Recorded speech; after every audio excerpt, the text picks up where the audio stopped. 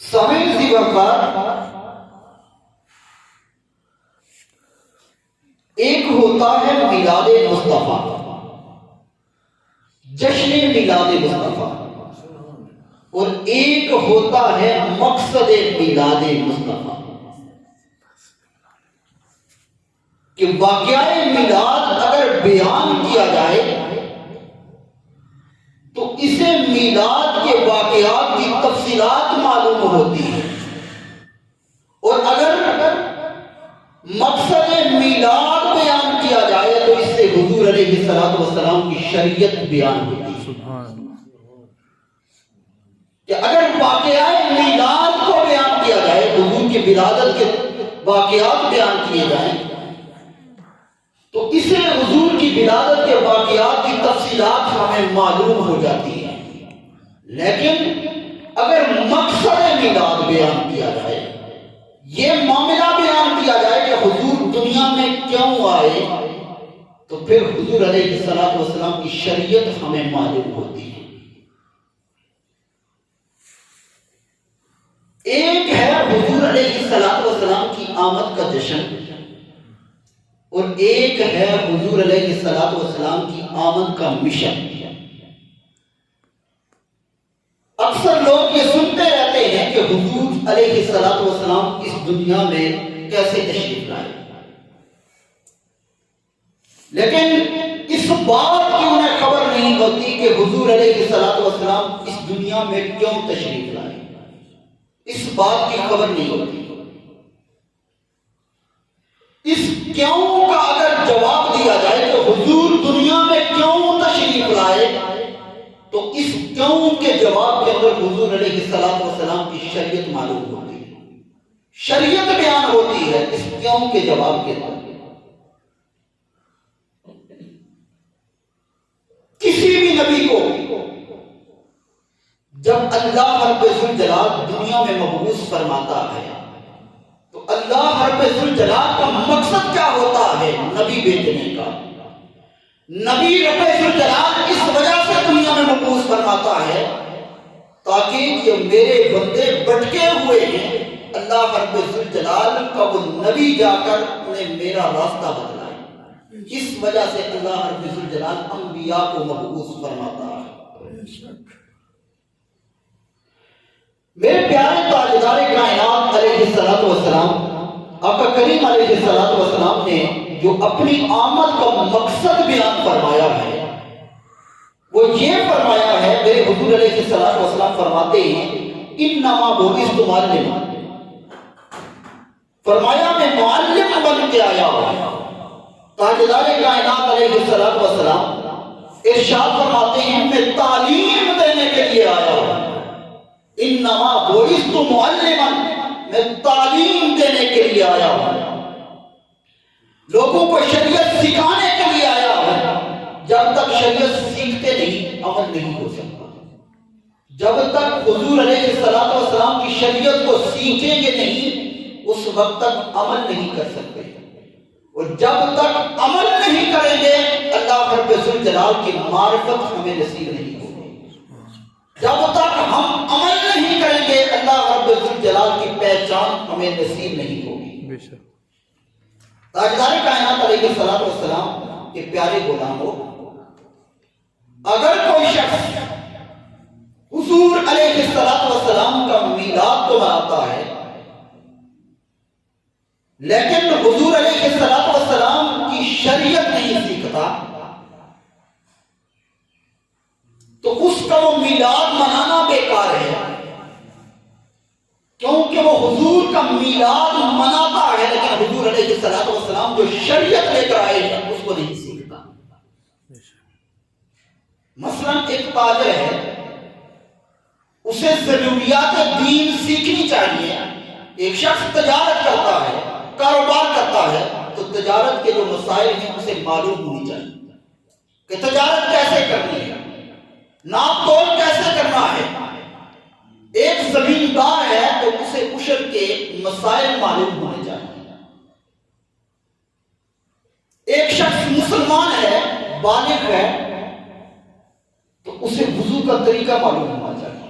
وضو وضو کا طریقہ اسے سیکھنا چاہیے کہ میں نے وضو کیسے کرنا.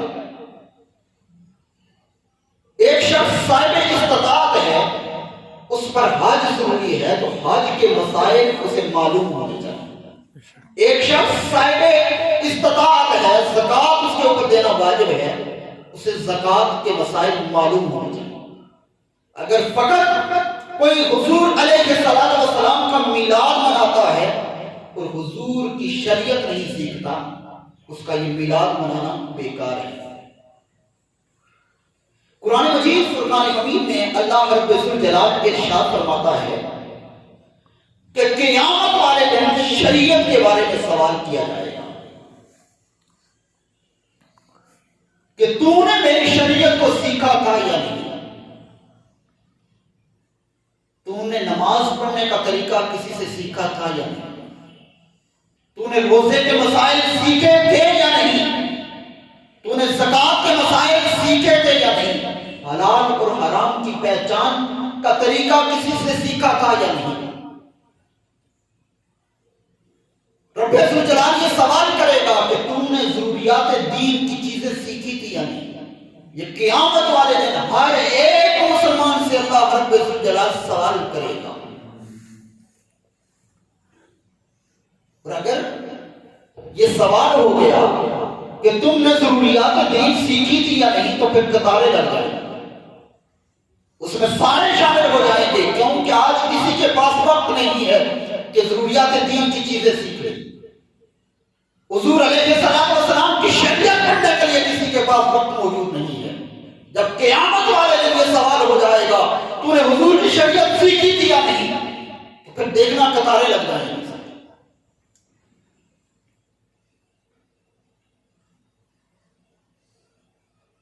اندازہ لگاؤ کہ ہم نے وضو کہاں سے سیکھا. ہم نے وضو کسی کو دیکھ کر، جس طرح بچے مسجد کے اندر آتے ہیں دوسروں کو دیکھتے ہیں وضو کرتے ہوئے تو وہ بچے بھی وضو کرنا شروع ہو جاتے ہیں. لیکن اگر وضو کرنے والا جسے دیکھ کر بچہ وضو کر رہا ہے، اگر وہ وضو کے اندر غلطی کر رہا ہے تو بچے نے صرف وضو نہیں سیکھا، وہ غلطی نہیں سیکھی. اس کا ذمہ دار کون ہوگا؟ اس کی وجہ کیا ہوتی ہے کہ بڑے بڑے ڈاکٹر، کالجز اور یونیورسٹیوں کے اندر پڑھنے والے طلباء اور اساتذہ بہت کم لوگ ہوتے ہیں جنہیں شریعت کے مطابق وضو کرنے کا پتہ ہوتا ہے. پھر جب وہ وضو کر رہا ہے، اسے دیکھ کر ایک بچہ وضو کر رہا ہے، اگر اس نے وضو کے اندر غلطیاں کی، بچے نے صرف وضو نہیں سیکھا، اس نے وہ غلطیاں بھی سیکھی. وہ ان غلطیوں کو اپناتا رہے گا، اسے دیکھ کر دوسرے وضو کرتے جائیں گے، تباہی بڑھتی جائے گی. اس کا طریقہ کار کیا ہے کہ مجمع کے اندر اگر لوگ بیٹھے ہیں، میں اگر سوال کروں کہ کتنے لوگ ہیں کہ آج تک جا کر مسجد میں قاری صاحب سے کہا ہے کہ قاری صاحب ہمیں وضو کرنے کا طریقہ بتلا دو، ہمیں زکوٰۃ کے مسائل سے آگاہی دے دو، ہمیں حج کرنا ہے، حج کے مسائل ہمیں سکھا دو. بہت کم لوگ آپ کو ملیں گے. حضور علیہ السلام نے ارشاد فرمایا میرے آنے کا مقصد کیا ہے؟ فرمایا انما بعثت معلما، میں تمہیں شریعت سکھانے کے لیے آیا ہوں.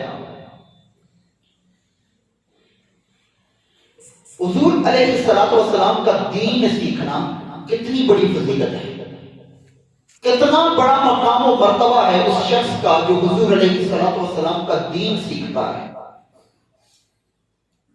حضور علیہ السلام نے ایک حدیث کے اندر ارشاد فرمایا کہ جنہیں تم سید کہتے ہو، سادات جنہیں کہتے ہو، حضور کی آل جنہیں کہتے ہو، میرے حضور علیہ السلام فرماتے ہیں کہ تمہیں معلوم ہے کہ وہ کہاں سے آئے ہیں، ان کا نسب کہاں سے چلا ہے.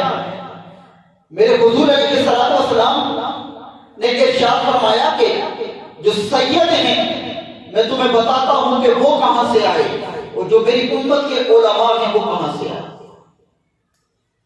میرے حضور علیہ السلام فرماتے ہیں کہ خلقت السادات من صلبی، وَخُلِقَتِ الْعُلَمَاءُ مِنْ صَدْرِهِ،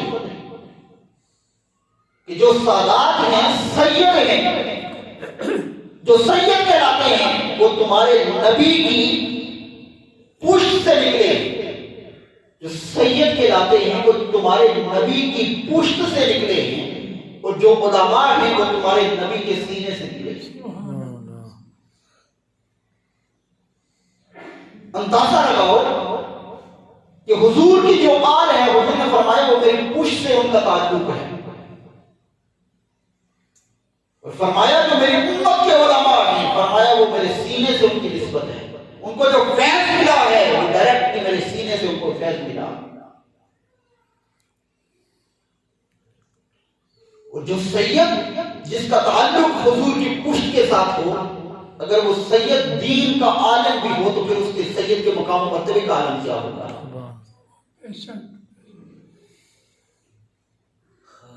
آج تم نے سید دیکھے ہیں، برائی اور بدکاری کے اندر مبتلا ہوئے وہ سید دیکھے، لیکن سید کون ہوتا ہے؟ سید وہ ہوتا ہے جس کا لمحہ لمحہ شریعت مصطفیٰ کے مطابق گزرتا ہے. سید وہ ہوتا ہے جو سجدوں والا ہوتا ہے، جس کی پیشانی کے اندر سجدوں کا نور موجود ہوتا ہے. رب کی عبادت کا نور اس کی پیشانی کے اندر موجود ہوتا ہے. وہ جس کی زبان سے کسی اور کتاب کی تلاوت جاری نہیں ہوتی، اس کی زبان سے جاری ہوتی ہے تو رب کے قرآن کی تلاوت جاری ہوتی ہے. سبحان اللہ. وہ سید ہوتا ہے جس کے چہرے پر سنت رسول ہوتی ہے. سید وہ ہوتا ہے کہ جس کے جسم کو دیکھے تو اس کے جسم کو دیکھ کر تاجدار کائنات علیہ الصلوۃ والسلام کی ذات کی یاد آ جائے، اسے سید کہا جاتا ہے. کم از کم لوگوں ایک بچہ اپنے گھر کے اندر ایسا رکھو کہ جسے شریعت مصطفیٰ سکھا، ایک بچہ یا ایک بچی جسے شریعت مصطفیٰ پڑھا سکھا دو، اسے شریعت مصطفیٰ کے راستے پر سے ڈال دو. بڑی بڑی برادریوں کے اندر ایک بندہ بھی نہیں جسے حضور علیہ السلام کی شریعت کے مسائل معلوم ہے. دین کا عالم ایک شخص بھی نہیں ہوتا، بڑی بڑی برادریوں والے، فخر کرنے والے، لیکن ان کی برادری ان کے نسب کے اندر ایک شخص موجود نہیں ہوتا جو دین کا عالم ہے. فقائے اسلام یہ بات لکھتے ہیں کہ جس خاندان میں حضور علیہ السلام کی شریعت کا ایک عالم بھی موجود تھا، وہ جس خاندان کے اندر، وہ خاندان زندوں کا خاندان نہیں ہے، وہ خاندان مردوں کا خاندان ہے. وہ برادری زندوں کی برادری نہیں ہے، مردوں کی برادری ہے. ہم نے اپنے بچوں کو کالجوں تک پہنچا دیا، یونیورسٹیوں تک پہنچا دیا، انہیں پی ایچ ڈی تک پہنچا دیا، بڑے بڑے ڈاکٹر نے بنا دیا، وہ بڑے بڑے عہدوں کے اوپر چلے گئے، لیکن شریعت مصطفیٰ ہم نہیں سکھا. دنیا اتنی انہیں پڑھا دی، اتنی سکھا دی کہ وہ بڑے بڑے ڈاکٹر اور انجینئر بن گئے، لیکن شریعت مصطفیٰ اتنی بھی نہیں پڑھا سکے کہ وہ باپ کا جنازہ پڑھا سکے. لمحہ ایک فکریہ ہے ہمارے. انڈیا کا اپنی قسمت پہ لوگوں ناز کرو کہ اللہ رب الجلال نے ہمیں مسلمان پیدا فرمایا. انڈیا کا ایک وزیر اعظم گزرا ہے جس کا نام مراد بی بی صاحب، یہ سابقہ وزیر اعظم انڈیا کا گزرا. لیکن یہ بات یاد رکھنا، علم جتنا بھی پڑھ لو، اگر حضور علیہ السلام سے آپ کی نسبت نہیں ہے تو وہ علم آپ کا بیکار ہے. وہ عقل کے اوپر پردے ڈالنے والا علم ہو جائے گا جسے شریعت مصطفیٰ سے نسبت نہیں، تاجدار کائنات علیہ السلام سے جس شخص کی نسبت نہیں ہے، وہ جتنا بھی علم پڑھ لے. وہ جو انڈیا کا وزیر اعظم گزرا ہے وہ بدبخت اپنا چھوٹا پیشاب معاذ اللہ پیتا تھا، اور لوگ اسے کہتے کہ تم کیا کر رہا ہے، تجھے برا نہیں لگتا، تجھے دین نہیں آتی، تو تو وہ بدبخت آگے سے کہتا، وہ کہتا کہ یہ بہترین ٹانک ہے، کہ یہ ایسا پانی ہے جو اندر سے فلٹر ہو کے آتا ہے، اسے پینے سے بیماریاں دور ہو جاتی ہیں۔ وہ بدبخت ایسی من گڑت دلیل آگے سے دیتا ہے۔ تاجدار کائنات علیہ الصلوۃ والسلام کے پیارے غلاموں، ہے وہ انڈیا کا وزیر اعظم، لیکن اس کے گلے کے اندر تاجدار کائنات علیہ الصلوۃ والسلام کی غلامی کا پٹا نہیں ہے۔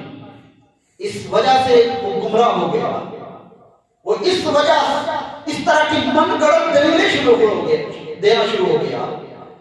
لیکن تاجدار کائنات علیہ الصلوۃ والسلام کے پیارے غلاموں، ایک بچہ آپ کے گھر سے نکلتا ہے، چھوٹا سا بچہ ہے، ماں اسے تیار کر کے ہاتھ میں سپارہ دیتی ہے، مسجد بھیجتی ہے الف با تا سا پڑھنے کے لیے۔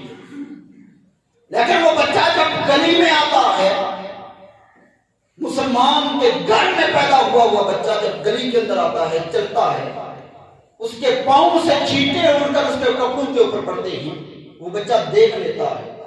وہ بچہ جب مسجد کے اندر آتا ہے، سپارے کو چوم کر الماری کے اوپر رکھتا ہے اور فوراً ٹوٹیوں کے اوپر چلا جاتا ہے۔ وہ بچہ ٹوٹیوں کے اوپر جاتا ہے اور دونوں ہاتھوں سے مل مل کر اپنے کپڑوں کو دھوتا ہے۔ جب دونوں ہاتھوں سے مل مل کر اپنے کپڑوں کو دھوتا ہے، وہ بچہ کسی یونیورسٹی کا فارغ التحصیل نہیں ہے، کسی کالج میں پڑھا ہوا نہیں ہے، اس کے پاس کوئی ڈگری نہیں ہے، وہ بچہ ابھی سپارہ لے کر الف با تا سا پڑھنے کے لیے آیا ہے۔ اس کو طہارت کا کہاں سے پتا چلا؟ اس کے دل کے اندر یہ نفاست کہاں سے آئی ہے، طہارت کہاں سے آئی ہے، پاکیزگی کہاں سے آئی؟ آسمان سے آواز آئی، ارے نادان، تجھے معلوم نہیں ہے کہ جب یہ پیدا ہوا تھا، اس کی ماں نے اسے سب سے پہلے دودھ نہیں پلایا تھا، اس کے کان میں سب سے پہلے اللہ رب الجلال کا نام پکارا گیا، سبحان اللہ، آزان دی گئی تھی۔ اس وجہ سے آج اس کے دل کے اندر یہ پاکیزگی آ گئی ہے کہ چھوٹا سا بچہ ہے، وہ ابھی قاعدہ لے کر آیا ہے، لیکن اللہ رب الجلال نے اس کے دل کے اندر ڈال دیا کہ پاکی کیا ہوتی ہے اور ناپاکی کیا ہوتی ہے۔ جس کے گلے کے اندر تاجدار کائنات علیہ الصلوۃ والسلام کی غلامی کا پٹا ہو، توق ہو، پھر اللہ رب الجلال اس کے بارے ایسے ہی نیارے فرما دیتا۔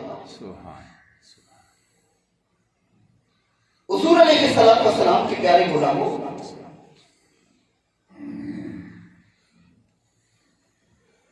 چار طرح کے لوگ ہوتے ہیں، چار طرح کے۔ ایک ہوتا ہے خوشبخت ترین انسان، دوسرا ہوتا ہے بدبخت ترین انسان، اور تیسرا خوشبختی میں دوسرے نمبر پر ہوتا ہے، اور چوتھا بدبختی میں چوتھے نمبر پر ہوتا ہے۔ فقہاء اسلام نے لکھا ہے کہ کچھ لوگ جو اس دنیا کے اندر امیر ہوں گے، لیکن قیامت والے دن وہ لوگ غریب ہوں گے۔ کچھ لوگ اس دنیا کے اندر امیر ہوں گے، ان کے پاس مال و متاع ہوگا، ان کے پاس جاہ و جلال ہوگا، لیکن قیامت کا دن آئے گا تو وہ لوگ غریب ہوں گے۔ گھر میں وہ کون لوگ ہوتے ہیں جن کے گھر کے اندر دولت تو ہوتی ہے، لیکن رسول اللہ صلی اللہ علیہ وآلہ وسلم کی شریعت نہیں ہوتی۔ آج تم کافروں کو دیکھتے ہو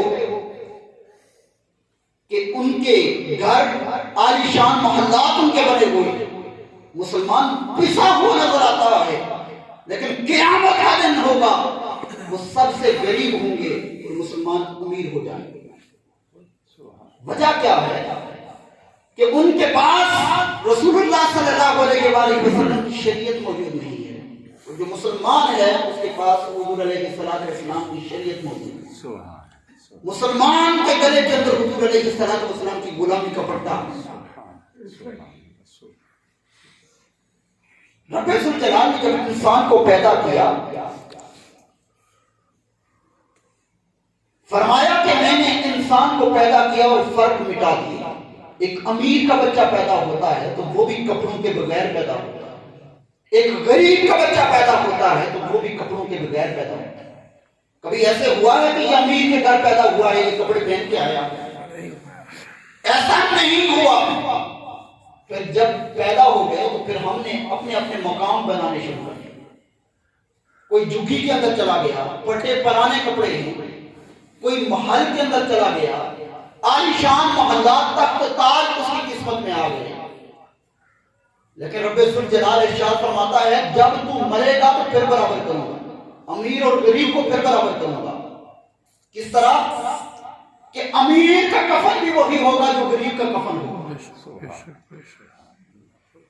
فرمایا معاملہ ختم نہیں ہوا. پھر جب قبر بنائی جائے گی تو امیر ہوگا تو اس کی قبر بھی اتنی ہی بنائی جائے گی جتنی غریب کی قبر بنائی جائے گی. تو کس لیے اونچا ہوا تھا دنیا کے اندر اپنا مقام بنایا تھا؟ یہ معلوم نہیں تھا کہ رب ذوالجلال نے انسانوں کو برابری میں پیدا کیا. سبحان سبحان اللہ. پھر کسی کی قبر جتنا بھی امیر شخص ہو, کبھی ایسا نہیں ہوا کہ ایک کلاؤ کے اندر اس کی قبر بنا دی گئی. اسے تھوڑی سی قبر کی جگہ ملتی ہے جتنی غریب کو ملتی ہے جتنی امیر کو بھی ملتی ہے. لیکن جب انسان قبر کے اندر چلا جاتا ہے قبر کشادہ اسی کی ہوتی ہے جو غلام مصطفیٰ ہوتا ہے. سبحان اللہ سبحان اللہ اللہ اکبر. جب انسان قبر کے اندر چلا جاتا ہے اس کی قبر کے اندر نور آ جاتا ہے. اسے جب چہرہ مصطفیٰ کا دیدار کروایا جاتا ہے تو اس کی قبر کو کشادہ کر دیا جاتا ہے. سبحان اللہ سبحان اللہ سبحان اللہ.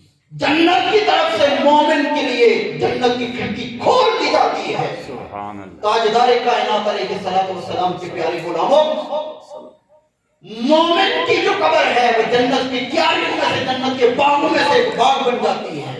اس کے برعکس منافق اور جو کافر ہے اس کی قبر جہنم کے گڑھوں میں سے گڑھا بن جاتا ہے.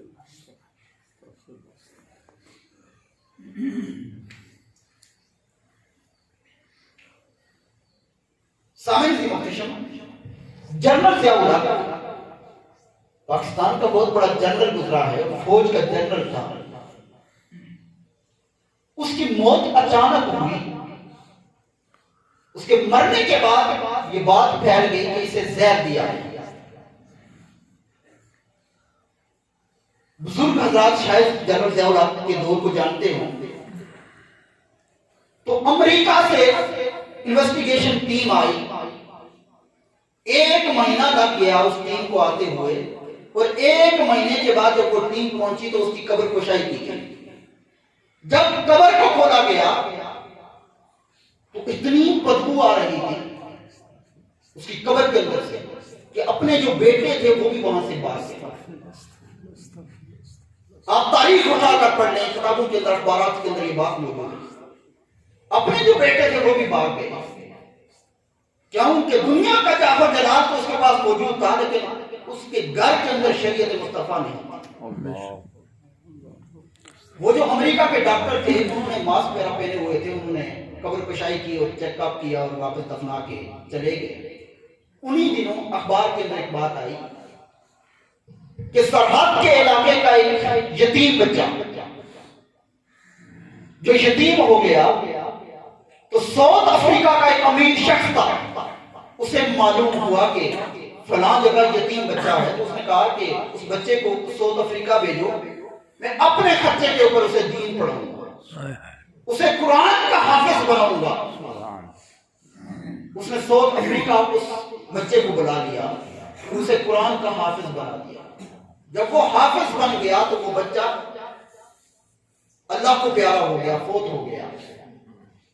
ساؤتھ افریقہ والوں نے جب اسے پشاور کے اندر بھیجا, پشاور ایئرپورٹ کے اوپر جب اس کی میت کو اتارا گیا, جہاز سے میت اتری, اس حافظ قرآن کے اس باکس کو جب کھولا گیا, چہرے سے شیشہ ہٹایا گیا تو پورا ایئرپورٹ خوشبو سے معطر ہو گیا. سبحان اللہ سبحان. پورے ایئرپورٹ کے اندر خبر شائع ہوئی اس وقت کہ اس ایئرپورٹ کے اوپر خوشبو ہی خوشبو آنا شروع. اگر گلے کے اندر غلامی مصطفیٰ کا پٹا نہ ہو تو انسان بدبودار ہو جاتا ہے. اگر انسان کے گلے کے اندر غلامی مصطفیٰ کا پٹا ہو تو وہ انسان خوشبودار ہوگا. سبحان اللہ. بے شک. تاجدار کائنات علیہ السلام کے پیارے غلاموں، آخری بات کر کے اجازت کروں گا کیونکہ میں نے موضوع طویل تیار کیا ہے تو وقت مختصر ہوتا ہے کہ آج ہم نے شریعت مصطفیٰ کے پیغام دے کر میں اپنی گفتگو کا اختتام کروں گا. بابا فرید الدین کوٹ مٹن والی سرکار، سبحان اللہ. سبحان اللہ. ان کا ایک مرید تھا جو ہری پور سے آگے کا علاقہ ہے کوٹ نجیب اللہ. یہاں کا ایک مرید تھا تو یہاں کی کوٹ نجیب اللہ کی لنگی بڑی مشہور تھی. جب بھی اس کا موقع ہوتا تھا تو یہ مرید یہاں سے بابا جی کے لیے ایک لنگی تحفے کے طور پر لے کے جایا کرتا. ہر سال ایک تحفے کے طور پر ایک لنگی لے کے جایا کرتا. اب ایک سال ایسا آیا کہ غربت نے اسے تنگ کیا، ہمت نہیں تھی کہ لنگی خرید سکے. جسم کے اوپر پھٹے پرانے کپڑے، جوتے پھٹے ہوئے، امامہ پھٹا ہوا. اب وہ پریشان ہوا کہ میں ہر سال لنگی لے کر جاتا ہوں، لوگوں کے سامنے پیش کرتا ہوں، لیکن اس سال خالی ہاتھ جاؤں گا تو مجھے شرم آتی ہے. پروگرام بنایا کہ اس سال میں نہیں جاتا، اگلے سال محنت کروں گا، پیسے کما کر ایک کے بجائے 2 لنگیاں لے کر جاؤں گا. وہ بابا جی سے ملنے کے لیے نہیں گیا، لیکن یہاں کوٹ نجیب اللہ میں بیٹھ کر تڑپ رہا ہے مرشد کی یاد میں. لیکن جو کامل مرشد ہوتا ہے صرف مرید ہی نہیں تڑپتا، وہ مرشد بھی تڑپتا ہے. اللہ اکبر. اللہ اکبر. وہ بھی وہاں پر تڑپ رہے ہیں. جب اگلا سال آیا تو اس نے 2 لنگیاں خریدی اور اس کے موقع پر بابا جی کو جا کر پیش کی. بابا جی نے وہ ہاتھ میں لے کر اپنے مریض سے کہا کہ جا کر آگ لے کر آؤ. آگ لائی گئی اور دونوں لنگیوں کو آگ کے اندر پھینک دیا. وہ مریض سارا قطار رونا شروع ہو گیا کہ میں نے اتنی محبت سے، اتنے پیار سے، اتنی عقیدت سے وہاں سے خرید کر لائی، پورا سال محنت کی، لیکن بابا جی نے یہ جلا دیا. آخر وجہ کیا ہے؟ بابا جی رو کر کہنے لگے بیٹا بات اس طرح کی نہیں ہے کہ یہ مجھے پسند آ گئی. بات یہ ہے کہ اس چیز کو جلا دینا چاہیے جو یار کو یار سے دور کر دے. اللہ اکبر. سبحان اللہ. اس چیز کو چھوڑ دینا چاہیے جو یار کو یار سے دور کر دے. اسے جلا دینا چاہیے، اس چیز کی ضرورت نہیں ہے. ان کے کہنے کا مقصد تھا مجھے لنگیوں کی ضرورت نہیں تھی، مجھے تیری ضرورت تھی. سبحان اللہ. تو ان کی وجہ سے نہیں آیا. آج جلا کر تجھے بتاتا ہوں جو اللہ کا ولی ہوتا ہے اسے چیزوں کی ضرورت نہیں ہوتی، اسے دل کی ضرورت ہوتی ہے. سبحان اللہ. سبحان. سبحان. آج میں بھی پیغام دیتا ہوں، اگر نماز کا وقت ہو جائے، رب ذوالجلال سے ملاقات کا وقت ہو جائے، اگر گیم کے اوپر ہو وہ تمہیں روک رہی ہے، یار کو یار سے ملنے سے روک رہی ہے، تو اسے ٹھوکر مار دو، اسے توڑ دو، اسے آگ لگا دو. اگر ہاتھ میں موبائل ہے پھر اس کے اوپر فلم چل رہی ہے معاذ اللہ، اگر نماز کا وقت ہے اس موبائل کو توڑ دو. تم موبائل توڑو گے، اللہ رب الجلال کی محبت کے اندر تو دیکھنا رب الجلال کیسا کرم فرمائے. جو چیز بھی تمہیں اللہ رب الجلال کی یاد سے غافل کر دے اسے ختم کر دو. آج یہ عہد کر کے یہاں سے اٹھو کہ موبائل کے اندر اگر گند ہے تو اسے بھی دور کریں گے. اگر نماز کے وقت اگر گیم کی دکان کھلی ہے تو اسے بھی بند کرنے کی کوشش کریں گے. میں اطمینان سے کہتا ہوں اگر گیم کی دکان کھلی ہو، ایک نوجوان بھی کھڑا ہو جائے اور سب کو دعوت دینا شروع کر دے آؤ نماز کے لیے چلتے ہیں، تو یقین کرو سارے نوجوان نماز کے لیے آ جائیں. انشاءاللہ کریں گے نا. اللہ رب الجلال ہم سب کو توفیق عطا فرمائے.